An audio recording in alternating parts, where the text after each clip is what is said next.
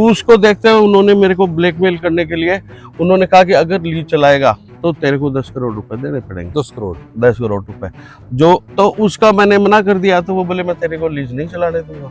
वो इसलिए आए थे कि उन्होंने सोचा कि भाई वहां पे तो उनको अब वोट देना, उनको जमानत पहुंचाना भी मुश्किल था, और साथ में उनका व्यक्तिगत इंटरेस्ट ये था कि रॉयल्टी का ठेके में वो हिस्सेदार थे। लेकिन इस जगह को, खाली जगह को, उनका इंटेंशन ये है कि इसको कब्जा करके और ये हमारे ईदगाह बना ले। इन्होंने 2015 में भी ये काम किया था। की जगह जड़े विवाद हो है पर तो नमाज पढ़ना गलत है, बिल्कुल गलत है, 100%। ये सारे मुस्लिम भाई आधे से ज्यादा यहाँ तो 150-200 आते हैं। समय बदल रहा है, हम बदल रहे हैं। अब झुंझुनू ही नहीं, भारत के लिए बनेंगे खास। अब ना थकेंगे ना रुकेंगे हम। एक नई पहचान, वही पुराना विश्वास।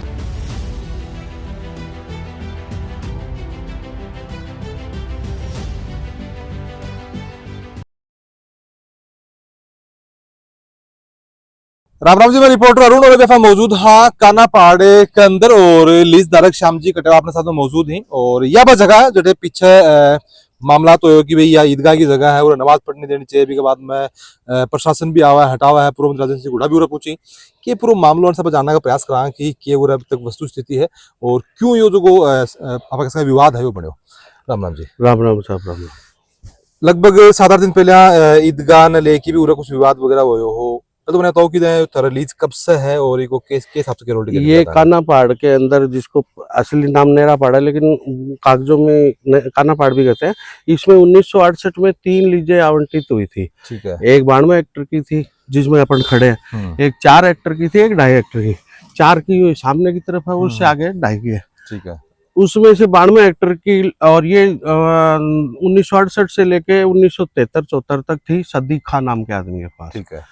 उसने फिर जब वो काम नहीं कर पाया पूरे एरिया में, तो सरकार का काम होता है कि भाई इतना मिनिमम प्रोडक्शन करना पड़ेगा, तो उसने फिर जगदीश प्रसाद महाजन को ट्रांसफर करा दी। ठीक है। जगदीश प्रसाद महाजन की डेथ पे उन्होंने अपने बेटे राम प्रकाश गोल्याण के नाम ट्रांसफर हो गई। ठीक है।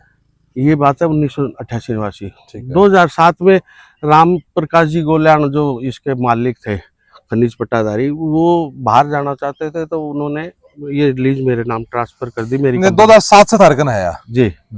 उससे पहले कंटिन्यूस 1968 से लेके लीज खंडित नहीं हुई, वो ही चलती आ रही है। उसमें मालिक बदली होते हैं, बदली होगा।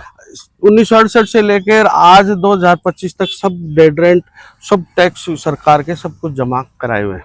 ठीक है। और इसके अंदर जो बंद रही उस पीरियड के भी डेड रेंट चुकाया हुआ है। खनन कार्य नहीं चला तो भी चुका हुआ है। अभी कितनी हेक्टर जमीन है जगह अभी थारे अंडर में है? अभी मेरे हेक्टर 2019 में, जब ये 2010 में नवीनीकरण पेंडिंग हुआ तब रोक दिया था लोगों ने, और सुप्रीम कोर्ट ने कहा अग्रिम आदेश तक अरावली की परिभाषा नहीं होगी तब तक आप इसमें खनन कार्य नहीं कर सकते। 2019 में 2015 के अंदर पार्लियामेंट में कानून पास हुआ कि अरावली के अंदर जो भी लीजें हैं उनको रिन्यूअल की बजाय, नवीनीकरण की बजाय एक्सटेंड कर दिया जाए 31 मार्च 2025 तक। तो 31 मार्च 2025 तक ये स्वतः ही एक्सटेंड हो गई। एक्सटेंड हो गई तो मैंने 2019 में मेरा सरकार के साथ पुराना बकाया लेके उन्होंने फिर इसको एक्सटेंड कर दिया। पर उसमें 2006 में एक नया कानून आया, इन्वायरमेंट क्लियरेंस, जो 2009 में मेरे बंद होते ही वो लागू हो गया था। उसके अंदर आप बिना इन्वायरमेंट क्लियरेंस के खनन कार्य नहीं कर सकते। उसके लिए मैंने सरकार में आवेदन किया, राजस्थान सरकार के स्टेट लेवल कमेटी के पास। उन्होंने मेरे अरावली मानते हुए रिजेक्ट कर दिया। मैं उसके लिए एनजीटी में गया, एनजीटी में भी मुझे असफलता मिली। फिर मैंने इन दोनों फैसलों की अपील, एनजीटी की और राज्य सरकार की, मैंने सुप्रीम कोर्ट में की। 10 जनवरी 2024 को सुप्रीम कोर्ट ने मेरे को सही मानते हुए और इनके दोनों आदेश रद्द कर दिए और मुझे प्रायोरिटी पे इन्वायरमेंट क्लियरेंस जारी करने के लिए राज्य सरकार को आदेश दे दिया। ठीक है। राज्य सरकार ने 10 जनवरी 2024 के सुप्रीम कोर्ट के आदेश के अनुसार 25 जुलाई को मुझे इन्वायरमेंट क्लियरेंस जारी कर दी 2024 में। मैंने वापस खनन कार्य चालू किया, जो क्योंकि मेरी अवधि 31 मार्च 2025 तक ही थी और आगे अभी सुप्रीम कोर्ट की रोक है, तो मेरा खनन कार्य 31 मार्च 2025 को बंद हो गया। इस दरमियान राजेंद्र गुड्डा मेरे को, जो ये चुनाव लड़ने के लिए, आजकल उनको गांव तो अपना छोड़ दिया उन्होंने, वहां तो उनको वोट मिलते नहीं है, और उदयपुरवाटी। उदयपुरवाटी। तो उनका व्यक्तिगत इंटरेस्ट ये था कि पिछले चुनाव भी झुन्नू से लड़े। हाँ, पिछले चुनाव इसके उपचुनाव। बाद, हाँ उपचुनाव में आए थे वो इसलिए आए थे कि उन्होंने सोचा कि भाई वहां पे तो उनको अब वोट देना, उनको जमानत बचाना भी मुश्किल था, और साथ में उनका व्यक्तिगत इंटरेस्ट ये था कि रॉयल्टी का ठेके में वो हिस्सेदार थे। अच्छा। तो झुंझुनू उदयपुरवाटी का रॉयल्टी का ठेका, उसमें हिस्सेदार और कुछ उनके रिश्तेदारों की खनन पट्टे जो उदयपुरवाटी में चलते हैं, उसको देखते हुए उन्होंने मेरे को ब्लैकमेल करने के लिए उन्होंने कहा कि अगर लीज चलाएगा तो तेरे को 10 करोड़ रुपए देने पड़ेंगे। 10 करोड़ 10 करोड़ रुपए जो, तो उसका मैंने मना कर दिया। तो वो बोले मैं तेरे को लीज नहीं चलाने दूंगा। मैंने कहा ठीक है, नहीं चलाने देंगे। 10 करोड़ रुपया हम लोग के एवज के अंदर आए। ये एवज में था कि मेरे यहाँ पे माल आता है उदयपुरवाटी से झुंझुनू में, और उनकी रॉयल्टी का ठेके में बोले कि अब हमारा माल नहीं बिकेगा, क्योंकि हमारे माल की झुंझुनू में नेरापाड़ का माल और उदयपुरवाटी से अगर यहाँ माल आए तो उसमें लगभग 250 रुपए उदयपुरवाटी का माल महंगा होता है, ज्यादा ट्रांसपोर्ट है वो लगभग 200 से 250 रुपए ज्यादा पड़ जाता है। ठीक बात है। तो उनका माल यहाँ के बिकना बंद हो जाता है। उसमें उनको ये लगा कि अब ये लीज लंबी अवधि है, मेरी 2000 लगभग 50-55 तक चलेगी।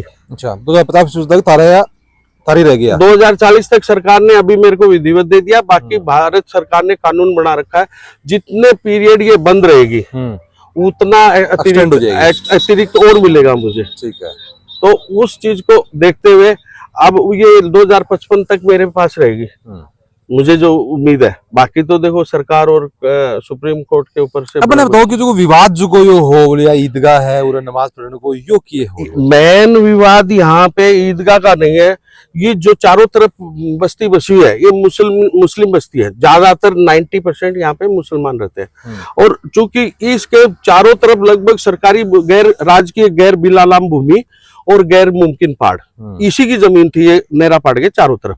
तो इसमें जो खाली जगह मिली उनमें तो वो लोग पहाड़ के, आप देखोगे तो अगर आप ऊपर चले तो वो दिखाऊंगा, ऊपर तक आ गए, पहाड़ के ऊपर तक पहुंच गए। अच्छा। तो अब इनको बाहर से तो जितनी लैंड इनको अवैध अतिक्रमण करना था कर चुके हैं।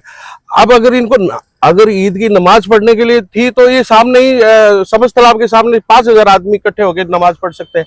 लेकिन इस जगह को, खाली जगह को उनका इंटेंशन ये है कि इसको कब्जा करके और ये हमारे ईदगाह बना ले। इन्होंने 2015 में भी ये काम किया था।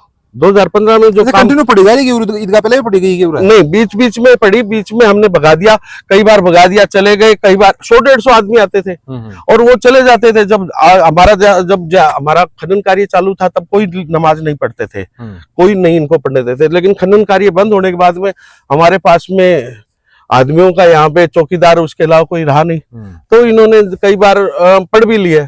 मैं ये नहीं कहूंगा कि नहीं पढ़ी है, लेकिन कानूनन वो गलत पढ़ी। और चूंकि मेरा खनन कार्य बंद था तो मैंने भी ज्यादा इन पे ऑब्जेक्शन नहीं किया। लेकिन जब उन्होंने 2015 में मुझे पता चला कि ये ईदगाह बनाने के लिए अब मेलाफाइड इंटेंशन से और यहाँ नमाज पढ़ने आते हैं, तब मैंने विरोध किया। तब मैंने माननीय मुख्यमंत्री जी को उस टाइम पे फोन किया, रात को 8-9 बजे ये अवैध कब्जा करना चाह रहे थे, 11 बजे 11 बजे फिर जिला प्रशासन आया और इनका सारा अवैध कब्जा तोड़ा। ये जो आप 4 दीवारी देख रहे हो ये सारी बनाई हुई थी, ये सब तोड़ के गए थे और इनको पाबंद करके गए थे। इससे पहले 1983 में जिला न्यायालय ने भी नगर पालिका को और सभी स्थानीय प्रशासन को डिग्री की हुई स्थायी निषेधाज्ञा कि कोई भी इनके खनन कार्य में बाधा नहीं डाल सकता। अच्छा, तो पेड़ पौधा लगा रखे हैं, ये पेड़ पौधा पहले और भी है कोई टाइम में? ये यहाँ पे भी पेड़ पौधे लगाए थे। ये आप देखो, ये पेड़ लगे हुए हैं, आप ये देखो तोड़ के, ये वो आगे देख रहे हैं, ये सारे पेड़ पौधे थे यहाँ पे। तो इन्होंने कम से कम 150 पेड़ थे, उनको उखाड़ के जो खड्डे खोदे हुए थे। पिछली बार जो बरसात में लेट होगी हमारे को खड्डे खोदते हुए, यहाँ पेड़ बाहर लगाए मैंने, बीड़ में भी लगाए 14,000 पेड़, 5,000 पुलिस लाइन में यहाँ भी लगाए। पर यहाँ पेड़ लगाते लगाते थोड़ा लेट हो गई तो हमने सोचा अगली बरसात में यहाँ लगाएंगे। मैंने पिछले साल 25,000 करीबन पेड़ लगाए।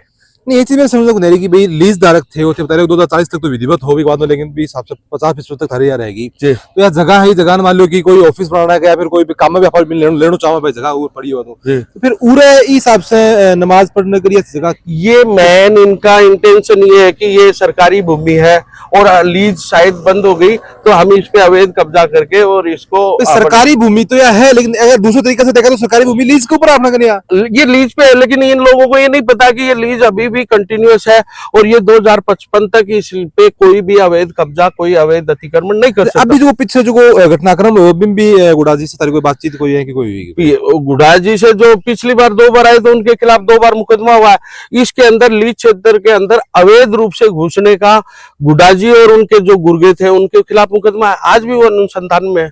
जो और तीसरा मुकदमा मैंने 18 तारीख को दर्ज कराया है। अच्छा। जो जिसका परिवाद, जिसको अभी भी परिवाद की अनुसंधान है, शायद वो आज या कल में मुकदमे में भी परिवर्तित हो जाएगा। अच्छा। क्योंकि इन्होंने अवैध मेरी बाड़ तोड़ के मेरे कब्जे शुदा भूमि पे जेसीबी चलाई है, पेड़ मेरे उखाड़ दिए, पेड़ों के खड्डे खोदे थे वो सारे उखाड़ दिए। तो अभी सिर्फ और सिर्फ इस बार के लिए जिला प्रशासन ने ये कहा कि आपने जो ऑब्जेक्शन किया है इन पे, और अब ईद का टाइम है, 2 ही दिन बचे हुए 18 तारीख पे, तो बोले आप एक जो मुकदमा हुआ अपनी जगह पे, लेकिन आप अगर ये चाहते हो कि भाई प्रशासन और जिले में अमन चैन रहे तो आप एक बार के लिए अनुमति दे दो। तो जिला प्रशासन को मैंने एक बार के लिए इसलिए बड़ा दिल दिखा के थे, एक बार के लिए अनुमति दी। दे दी। उसमें साथ में मैंने कहा कि मैं अनुमति इसी कंडीशन पे दूंगा कि जब मुझे जिला प्रशासन रिटर्न में ये दे कि जो भी अवैध अतिक्रमण है, चाहे मंदिर बना हुआ है, चाहे मस्जिद बनी हुई है, चाहे ये इन्होंने अपने प्राइवेट लैंड बना रखे हैं, किसी ने भी सरकारी भूमि, राजकीय बिलालाम भूमि और गैर मुमकिन फाड़ की, जो 1968 से लगातार आपको कोर्ट के भी डायरेक्शन है, और साथ में मैं भी उसमें 2007 से तो मैं यहाँ पे आने के बाद लगातार इनको कर रहा हूँ, और तहसील और एसडीएम कार्यालय में एफआईआर दर्ज करने के जो आदेश हुए हैं उनकी पालना कराई जाए। 2007-8 में एफआईआर दर्ज करने के होते जिन्होंने अवैध अतिक्रमण किया। देखो मेरा मानना है कि अमन चैन जो को है वो तो हर कोई चाह है कि सब आराम से, लेकिन बिको तरीको भी सही होना चाहिए। मतलब ये तरीको में अब मेरो घर है, काला मान लो कि थे मेरे घर पे कब्जा करने के लिए आ जाओ, मैं कहूँ भाई चलो लड़ा को अमन चैन है तो अपन देते हैं, ये गलत है, 100% गलत है। इसीलिए मैंने ऑब्जेक्शन किया कि आप किसी के व्यापारिक प्रतिष्ठान, किसी के घर में जाके आप, अगर मैं किसी मुस्लिम भाई के घर में घुस के और मैं अगर वो हनुमान चालीसा ये भागवत का पाठ कराऊंगा, उनके व्यापार में करूंगा, तो क्या ये न्यायिक बात है? क्या ये इंसानियत है? ये इन लोगों को सोचना चाहिए कि अवैध किसी प्राइवेट लैंड या किसी की खातेदारी की या कब्जे, अगले का कब्जा है जिसको सरकार का वो समय पे टैक्स चुका रहा है करोड़ों रुपए में, उस आदमी के साथ में ये अवैध कब्जा कर रहे हैं, तो क्या इनको ऊपर वाला, इनको ये जो नमाज पढ़ेंगे उसका कुछ फल मिलेगा? मुझे नहीं लगता कि इनको मिलेगा। ये उल्टा ये पाप के भागी बन रहे हैं। इनको अगर जमीन चाहिए सरकारी, जिला प्रशासन है, सरकार है, उनके पास आवेदन करो, वो जहां भी उनके पास खाली जमीन है। मेरी सुनने भी है कि शायद मुस्लिम भाई बधाई भी करेंगी ऐ की जगह जड़े विवाद हो है बट तो नमाज पढ़ना गलत है। बिल्कुल गलत है, 100%। ये सारे मुस्लिम भाई आधे से ज्यादा यहाँ तो 150-200 आते हैं। यहाँ नमाज में वो गुडाजी भी कह रहे थे कि यहाँ 70-80 हजार मुस्लिम है, तो यहाँ तो 150-200 आते हैं। बाकी के जो आते हैं वो अब नमाज पढ़ते हैं, वो भी कह रहे कि यहाँ पे ये विवाद करके जो नमाज पढ़ रहे हैं, ये किसी भी हालत में, आप अभी देखो कितनी स्मेल आ रही है यहाँ, आप खड़े हो रहे हो, यहाँ पे सारे जो बकरे वो मुर्गे काट के उनकी गंदगी सारी इनमें फैला दी, इतनी महामारी आने का खतरा रहता है। मैंने अभी तो काल न मान लो कि अगर लीज चालू भी होगी तो काम क्या होगा? तो नहीं होता। पहले पिछली बार मैंने चालू की 2024 में, 14 साल बाद में, तो मुझे यहाँ पे कम से कम 5-6 लाख रुपए का मिट्टी और उनको उठाने का खर्चा अतिरिक्त करना पड़ा। और उसके अलावा यहाँ पे देखो ये कुत्ता खा रहा है, ये अब आप देख रहे हो इसको सामने, मुर्गी को कोई पार्ट है। हाँ, ये यहाँ पे रोजाना ये जो गंदगी होती है बकरे और मुर्गे की कटी हुई, वो सारे यहाँ डालते हैं। अब यहाँ पे डालते हैं, लड़ाई करने उतारू हो जाते हैं। इनकी फेंसिंग आप देख रहे हो, ये फेंसिंग सारी फेंसिंग उखाड़ ले गए। मैंने इसके 4 दीवारी की थी पिछली साल, और ये सारी की सारी उतार ले गए। बिल्कुल। तो काफी सारी बातचीत आप जानने की कोशिश करी, और देखिए मेन बात निकल के आई भाई यही है कि उरे जो को वो लीजदार है, और अगर गंदगी तो सरकारी जगह भी अगर है तो बठे भी अगर हिसाब से अगर आप गंदगी करा, क्योंकि मोड़ा पाड़ के करना जगह निश्चित कर रखी है कि बड़े कचरों वगैरह सब बड़े डालना चाहिए। तो अभी भी मैं खड़ा तो बदबू आ रही है, तो हिसाब से गंदगी आप फैला तो अपन कोई उसमें कोई अपने शहर में सुंदर करने को उपाय करना चाहिए, न कि कोई आवा तो वह सोचे झुन्नम के लेना आया आप आया। तो अमन चैन सब चाहो, अमन चैन राखनो भी चाहिए, इस आपकी गंदगी जगह वो बर्दाश्त करी जाएगी।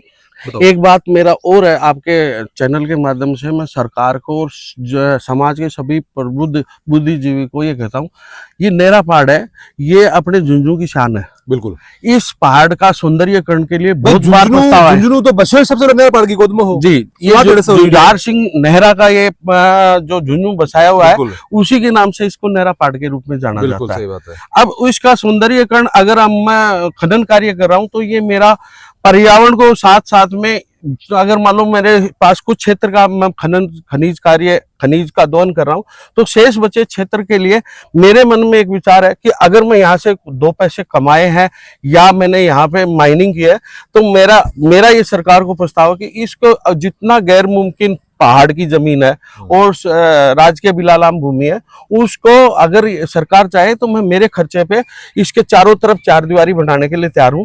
और साथ में मैं एक और प्रस्ताव दे रहा हूं कि इसके चारों तरफ, पहाड़ के चारों तरफ अगर मैं नहर के रूप में एक कैनाल बना दूंगा, जिसमें मलसीसर का पानी भी आएगा और बरसात का पानी अगर कोई होगा वो भी इकट्ठा होकर शहर के काम आएगा। बिल्कुल काफी शानदार सोच है। और आप कहा कि शहर का जो सौंदर्यीकरण है बिकले भी चीज काम आओगी, तो थोड़ा सा प्रशासन के ऊपर ध्यान देने की जरूरत है कि अमन चैन आपकी जगह है, बनाया जाना सही है, लेकिन फिर भी जो की चीज गलत है बिक ऊपर ध्यान देने की जरूरत है। और अभी आप बात सुनी थारो के मानो के अंदर कि क्यों ये सब चीजें हो रही हैं, और आपनो झुंझुनू जो है वो माना जाया करे कि सब बिल्कुल शांति प्रिय जो जिलो है, तो इनका अंदर शांति क्या बनी जा सके बिकले के प्रयास है बस सब लोगों ने, समाज ने और प्रशासन ने करना चाहिए। जरूर से बताओगा।